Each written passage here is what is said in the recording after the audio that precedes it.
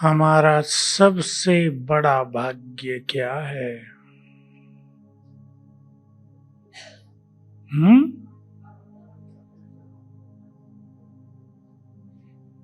सबसे बड़ा भाग्य तो यही कि जब हमारी 5,000 वर्ष की यात्रा पूरी होने को आई तो साथी कौन मिल गया?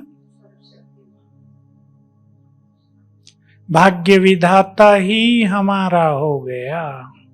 सबसे बड़ा भाग्य है। जिसके बाप के ही हाथ में हो भाग्य की रेखाएं खींचना, माँ के हाथ में हो, कैसी खींच देंगे? बताओ माताएं, कैसे खींचेंगे? क्या क्या लिखेंगे? कैसे रहें बच्चे? सुखी रहें, शांति हो। कैसे हो? हैं? धनवान हो और चरित्रवान हो, बुद्धिवान हो, सुखदाई हो। अच्छे से अच्छा लिख देंगे ना। कहीं भी कहते हैं ना इसकी आयु की रेखा कट गई है, भाई कटे ही नहीं। ना आयु की रेखा, ना भाग्य की रेखा।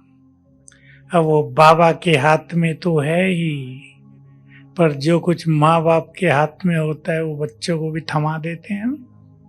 तो कलम किसके हाथ में दे दी?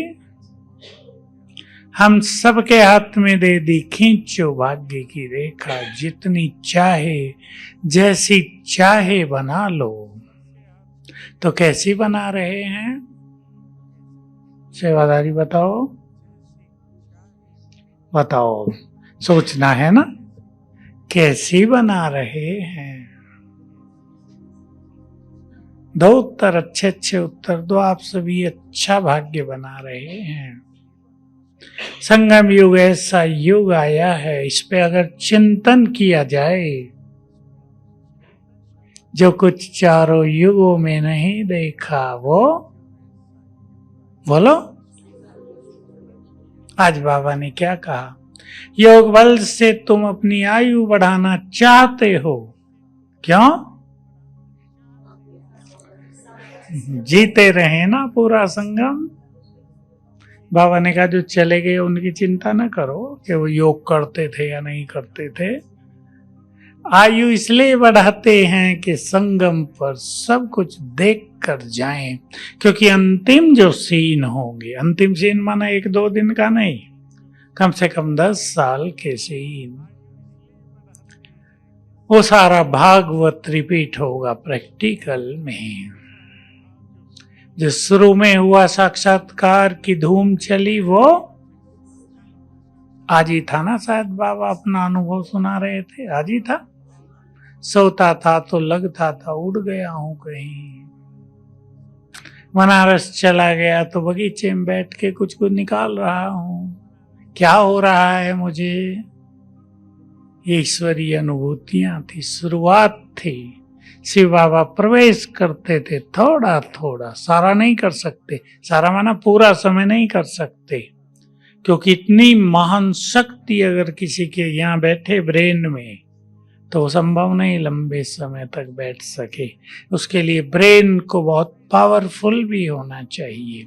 इसलिए शिव बाबा ने कहा था, मैंने ब्रह्मा को पहले धीरे धीरे तैयार किया, ब्रेन को भी शक्तिशाली बनाया, पवित्र भी बहुत बना दिया।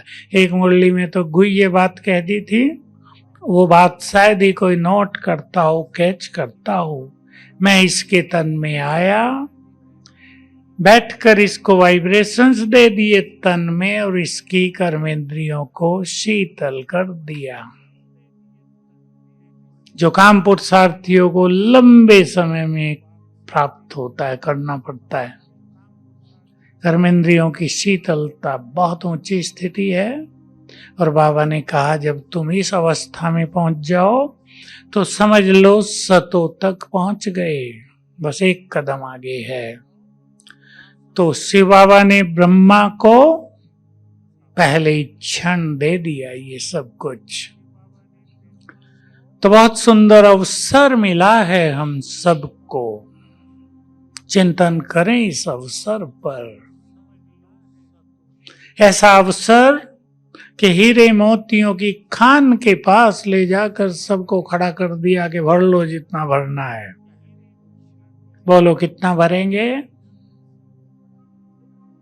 हीरे हैं बहुत कीमती हैं। बोलो ना, बोलो थोड़ा, अंत तक चलते रहें। कितने भरेंगे? 2 मुट्ठी, थैली या बैग? हैं? क्या बोले? जोर से बोलो। बहुत सारे भाई, कितना भरेंगे? मकान ही बना देंगे। तो बाबा इसमें कहा करते थे कि कुछ बच्चे ऐसे होंगे जो पूरी खान के ही मालिक। जब बाप मालिक है तो बच्चे उसके अधिकारी हैं ना। कोई कुछ सोचेगा, कोई कितना सोचेगा। हम क्या ले रहे हैं? भगवान धरा पर आया, पुकार थी हमारी जन्म जन्म की, इच्छाएं थी हमारी जन्म जन्म की, तुम्हें देख लें। पहली इच्छा तो यही थी। बहुत सुख देकर गया था ना। तो इच्छा होती थी जिसने हमें बहुत कुछ दिया था वो है कैसा, देख तो लें। थी इच्छा भाइयों की, थी अंतर मन में उस समय हुई थी। भले ही 2 युग बीत गए थे, सतयुग त्रेता, लेकिन द्वापुर से वो सूक्ष्म इच्छाएं फिर जागृत हुई कि उसे देखें तो सही। उसके प्यार का, उसके एहसान का रिटर्न देने के लिए मंदिर बनाए, भक्ति पूजा पाठ तीर्थ सब किए। अब वो आ गया है, आ गया है। क्या ले रहे हैं हम? आज चिंतन कर लो। ऐसे ही तो नहीं बिता रहे इस युग को उलझनों में ही,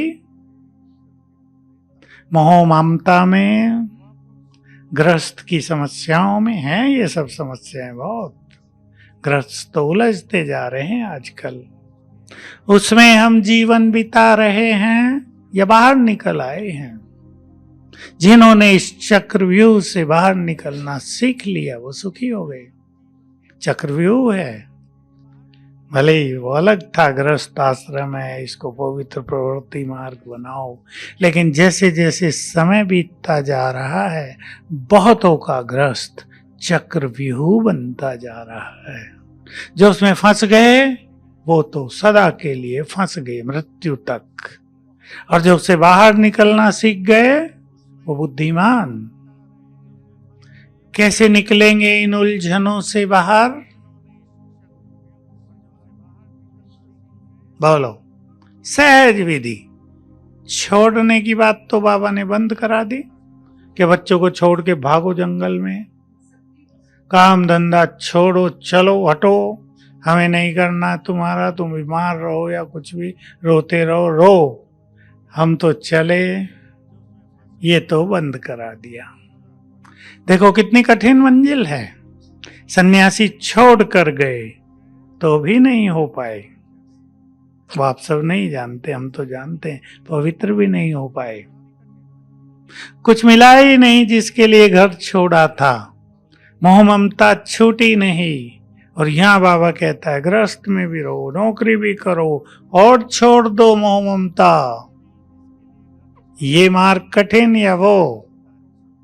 बोलो। कठिन ये है, पर क्योंकि राह दिखाने वाला ज्ञान का सागर है, इसलिए राहें सरल कर दी हैं। तो सोचना है ग्रस्त की उलझनों से कैसे निकलेंगे। पहली चीज नोट कर लो लिखने वाले, स्थिति श्रेष्ठ होगी तो परिस्थितियां बदल जाएंगी। जो विश्व का कल्याण करने वाले क्या वो अपने घरों का नहीं कर सकेंगे? जो सबको सुख शांति देने वाले क्या वो अपने घर में नहीं दे सकेंगे? थोड़ा सा डिटैच होकर अच्छे अभ्यास करने हैं। रोज मुरलियों में अच्छे अभ्यास आ रहे हैं। आजकल भी आ रहा है एक आत्मा देखना, याद है? इससे तुम्हारी कट उतरती जाएगी। कितनी गहरी बात है। योग से तो विकर्म विनाश होंगे ही, पर अपने को आत्मा देखना और दूसरों को आत्मा देखना, इससे भी बोझ हल्का होता जाएगा। स्वमान के अच्छे अभ्यास हो तो ग्रस्त जंजाल नहीं रहेगा। हो क्या रहा है बहुतों के साथ कि उलझ गए हैं कुछ कारणों से, अब निकल नहीं सकते। लेकिन जीवन ऐसा जिए, जो उलझे नहीं है वो सीख लें। जीवन ऐसा जिए, कुछ अलौकिक अभ्यास चलते ही रहें। जिस घर में रोज अमृत वेले ज्योति जगती हो, वहां विघन नहीं रहेंगे। जहां भगवान का आह्वान होता हो, जहां उसको भोग लगता हो, वो सचमुच तीर्थ बन जाएगा। ये करना है, ये बिना किए नहीं होगा। चित्त को स्वयं शांत करना है, औरों को बदलने की बजाय अपने को बदलना है। महान एक भी घर में हो ना, किसी शहर में एक महान पुरुष होता था, उसके कारण उस सारे नगर की वैल्यू रहती थी, महत्व होता था। ये भक्ति में भी हुआ। 100 साल पहले तक खूब चला यही। हर घर में कोई ना कोई अच्छा व्यक्ति, हर गांव में कोई ना कोई अच्छा व्यक्ति, हर शहर में कोई महान व्यक्ति, पवित्र आत्मा अवश्य होते थे। होते थे या नहीं? जो बुजुर्ग बैठे हैं, होते थे। जिस घर में एक इष्ट देवी हो, जिस घर में एक योग लगाने वाला हो, जिस घर में एक मास्टर ज्ञान सूर्य हो, वहां अंधकार होगा। ये अभ्यास करने हैं, अभ्यास करने हैं। ये सुनने से काम नहीं हो जाएगा, ये अभ्यास करेंगे। घर में रहते अभ्यास करो, मैं इस घर की इष्ट देवी हूं, मैं इस घर में मास्टर ज्ञान सूर्य हूं। फैलने लगेगी लाइट, विघ्न हटने लगेंगे, परिस्थितियां बदलने लगेंगी, समस्याएं नष्ट होंगी। समस्याओं से लड़ रहे हैं, लड़ने की जरूरत नहीं पड़ेगी। मैं आपको मास्टर सर्वशक्तिवान की कुछ बातें सुना देता हूं, जहां से मैंने शुरू की ये यात्रा समस्या समाधान की। बहुत पहले से, 35 साल कम से कम पहली बात सुनी थी, ये 40 साल पहले सुनी थी। समस्याएं और कुछ नहीं, कमजोर मन की रचना है। बहुत सुंदर डेफिनेशन थी, भोग के एक संदेश में थी, गुलजार दादी के द्वारा।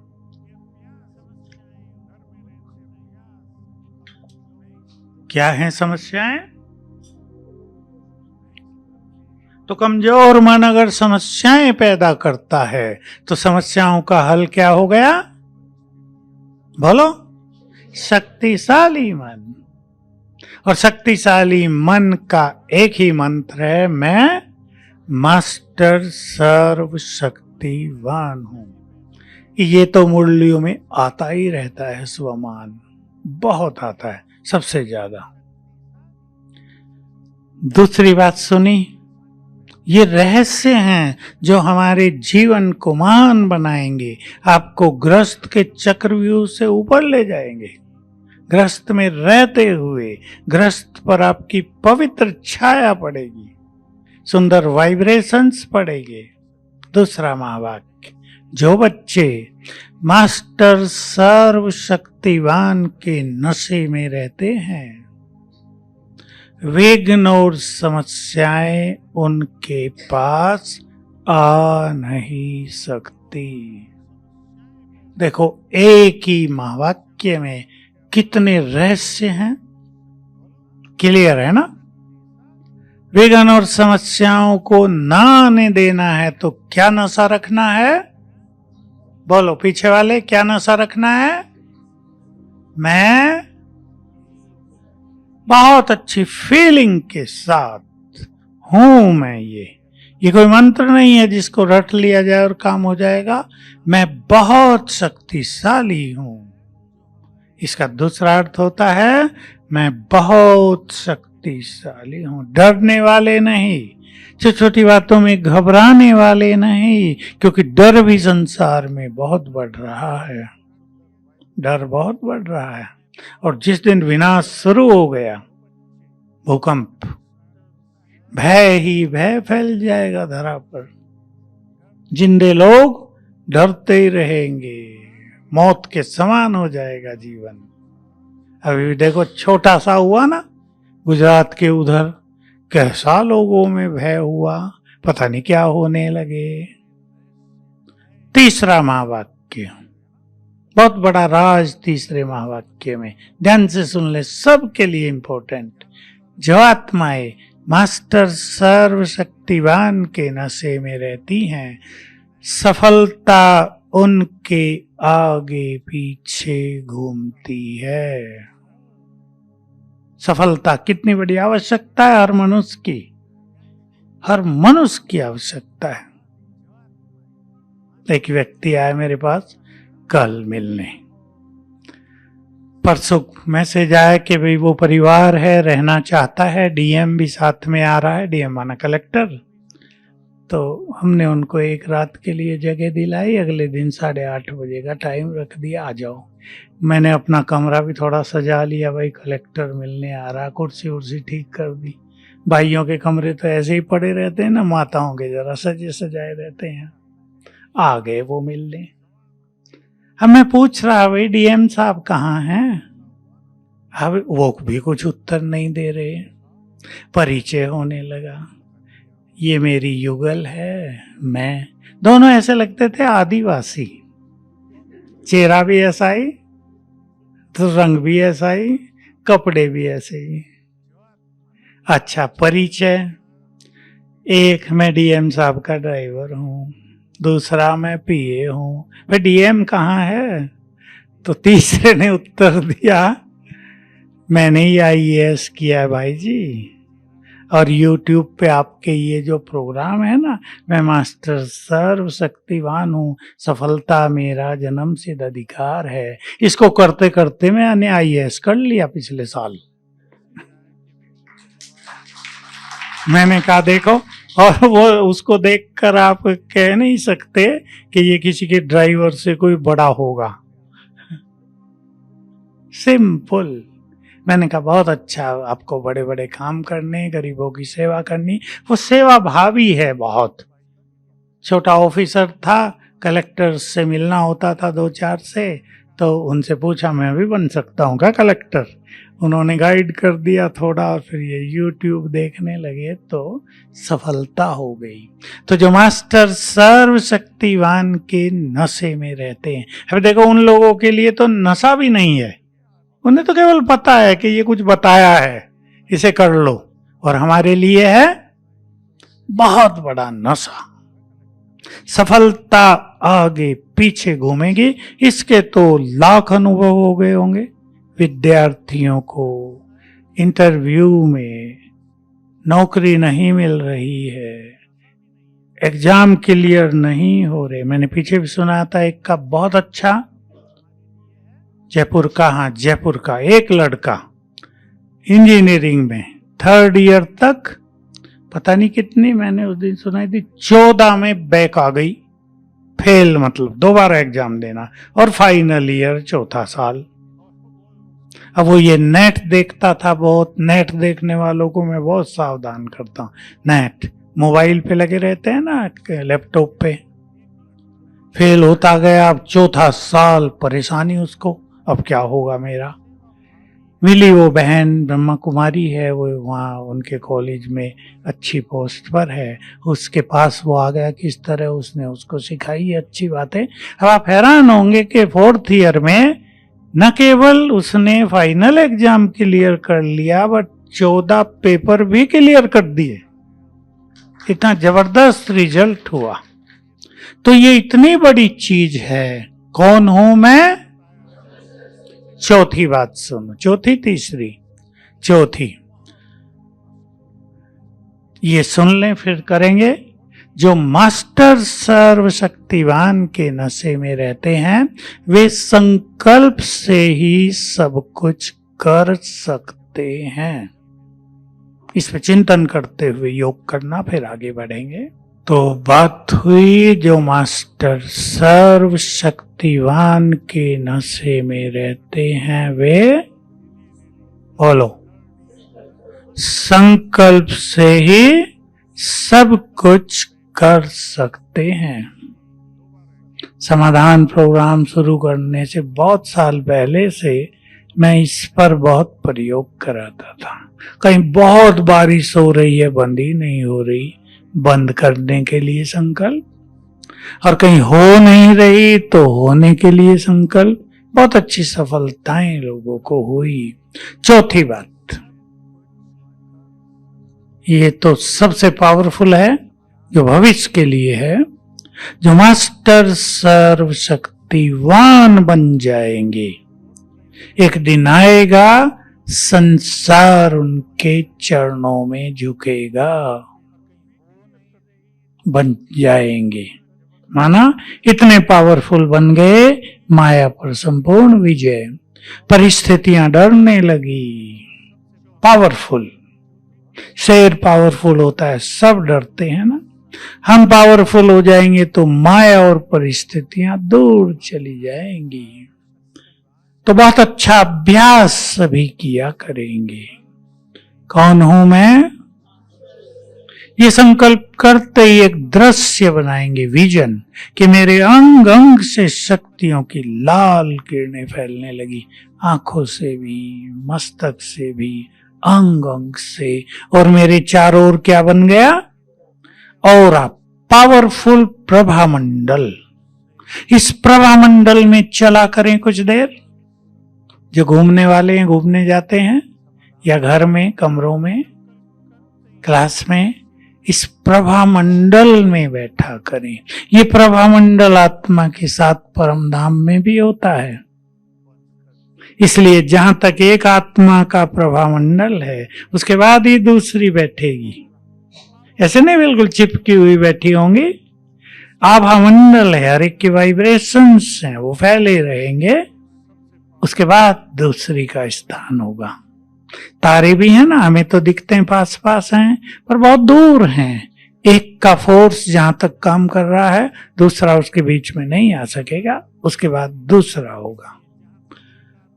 तो हम मास्टर सर्वशक्तिवान है। घरों में, अगर मैं घरों की बात कह रहा हूं, इस नशे में रहकर आप किसी को देखेंगे आत्मा, तो उसको शक्तियों की किरणें मिल जाएंगी।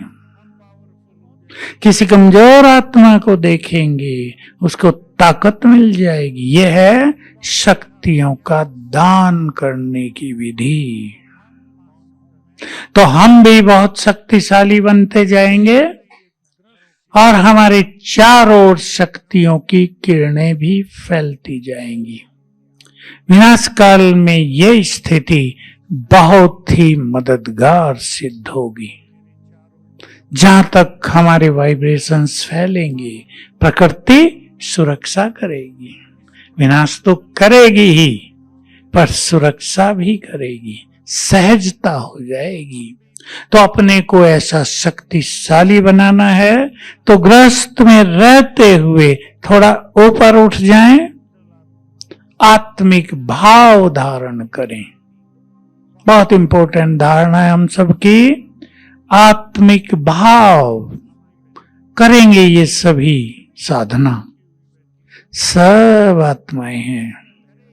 घर में आपके 5 लोग हैं, 3 हैं, 8 हैं, ये सब आत्माएं। वृत्ति बनाओ, इसको कहते हैं वृत्ति। चाहे आप उन्हें आत्मा देख नहीं रहे, वो आपके पास नहीं है, वो अपने अपने काम पर गए हुए हैं, लेकिन ये सब आत्माएं हैं। हमारा परिवार अच्छी आत्माओं का ईश्वरीय परिवार है। ध्यान दें, मैंने क्या कहा? अच्छी आत्माओं का ईश्वरीय परिवार है। एक एक ये संकल्प आपके परिवार में सुंदर वाइब्रेशंस फैलाएगा, एक एक संकल्प। और अगर आपने ये संकल्प रखे, पति कैसा है, बहुत तंग करता है, ये बच्चे तो पता नहीं कहां से बिच्छू टिंडन पैदा हो गए, भगवान ठीक कहता है, सास अरे कहां पता नहीं मैंने क्या पाप किए थे, इनके घर में आ गई, तो क्या होगा, बताओ क्या होगा? वाइब्रेशंस पूरी तरह निगेटिव। और जैसा आप उनके लिए सोच रहे हैं, और भी एक प्रैक्टिकल बात, वैसा ही व्यवहार वो आपसे करेंगे। करके देख लो प्रयोग सभी अपने घरों में, और आप सोच लो हमारा परिवार बहुत अच्छा, सब बहुत अच्छी आत्माएं, ये ईश्वरीय परिवार, सब भगवान के बच्चे, सभी सुखी रहें, सबका कल्याण हो जाए। फिर देखना उनका व्यवहार। जो भाई बहने कहते हैं हमारा विरोध होता है परिवार में, ये लोग हमारी बात नहीं सुनते, वो सब ये प्रयोग करके देखें। पर बात नहीं सुनते, इस पे ध्यान दें। हमारी बात अच्छी भी तो होनी चाहिए जो दूसरे सुने। ठीक कह रहा हूं मैं? अब बहन जी सदा ही ऐसी बात सुनाती रहती हो जो सुनने में भी अच्छी न लगती हो, तो सुनने वाला क्या कहेगा? अच्छी बातें अच्छे शब्दों में अच्छे समय पर सभ्यता पूर्वक सुनाना चाहिए, ये बाबा ने हम सबको सिखाया है। तो अपने स्वमान को बढ़ाएंगे, वृत्ति को बहुत आत्मिक करेंगे। और सबसे बड़ी साधना है संगम युग की, जो समय भी लेती है, चित्त को शांत करना। काम करेंगे इस बात पे सभी, चित्त को शांत करना। बहुत कुछ हम सारा दिन देखते हैं, बहुत कुछ हमारे विरुद्ध होता है, बहुत कुछ वो होता है जो होना नहीं चाहिए। उस सब में चित्त शांत करना, ये संपूर्ण ज्ञान की पहचान है। उत्तर मुरलियों में सबके हैं, सुन लिया होगा आपने, जो ध्यान से सुनते हैं संडे की मुरली में। न चाहते हुए भी होते रहना और चाहते हुए भी न होना, ये निशानी है कड़े कर्मों के खाते की। पाप थोड़े ज्यादा हो गए हैं, इसलिए पापों को काटने के लिए योग बल बाबा ने दिया, योग सिखाया। फिर क्या होगा? जो हम अच्छा सोचेंगे वो होगा, जो नहीं सोचेंगे वो नहीं होगा, जो हम नहीं चाहते वो नहीं होगा, जो हम अच्छा चाहते हैं वो सहज होगा। ये सरलता, ये सहजता हमें दिखाई देने लगेगी। तो सभी अपने अपने परिवारों में अपने को बदलते चलें, और बहुत अच्छे नशे के साथ, कौन हूं मैं, इस नशे के साथ जीवन बिताएं। और मैं एक लास्ट बात और कह देता हूं आपको, चिंतन की है, बात मामूली है, आपने शायद हजारों बार सुन ली हो, पर आज उस पर चिंतन करेंगे कि भगवान आकर हमारा साथी बना है। साथी, देखो जीवन में किसी को अच्छा साथ मिल जाए, पति पत्नी भी तो साथी है ना, अच्छे हो दोनों तो जीवन की यात्रा आनंदकारी, और अच्छे न हो तो कदम कदम पर कठिनाई। हमें जीवन साथी मिला है ऐसा जो कहता है अब जिधर मैं चलूं उधर चलते रहो, मंजिल पर पहुंच जाओगे। मन पर कोई बोझ हो लाओ, मुझे हल्के होकर चलो तुम, जहां मैं कदम रख रहा हूं वहीं तुम रखते रहना, तुम्हें कुछ सोचने की जरूरत नहीं, तुम्हारा जिम्मेदार अब मैं हूं, चलो मेरे साथ। है या नहीं यही बात? साथी बन गया है वो हमारा, सच्चा साथी, गुड फ्रेंड। उसको साथ ले लेंगे, साथ रखेंगे, याद रखेंगे। जो भगवान था वो अब मेरा साथी बन गया है। अच्छा साथी मिलने पे जीवन में कितनी निश्चिंतता और कितनी खुशी होती है। लौकिक में देखो, साथी और भी 2 स्टूडेंट पढ़ रहे हैं, उन्हें कमरा मिला है 2 को। अब साथी अच्छा हो तो कितना अच्छा रहेगा। और साथी शराब पीने वाला, आजकल बच्चे मिलते हैं ना ऐसे, सिगरेट पीने वाला, रात रात नेट पे लगे रहने वाला, बातें करने वाला, न सोने दे न खुद सोए, तो जीवन खराब होता है। हमें ऐसा साथी मिला है जो हमारी जीवन नैया को पार लगाएगा, जो कदम कदम पर हमें साथ देगा, जो प्रीत की रीत निभा रहा है।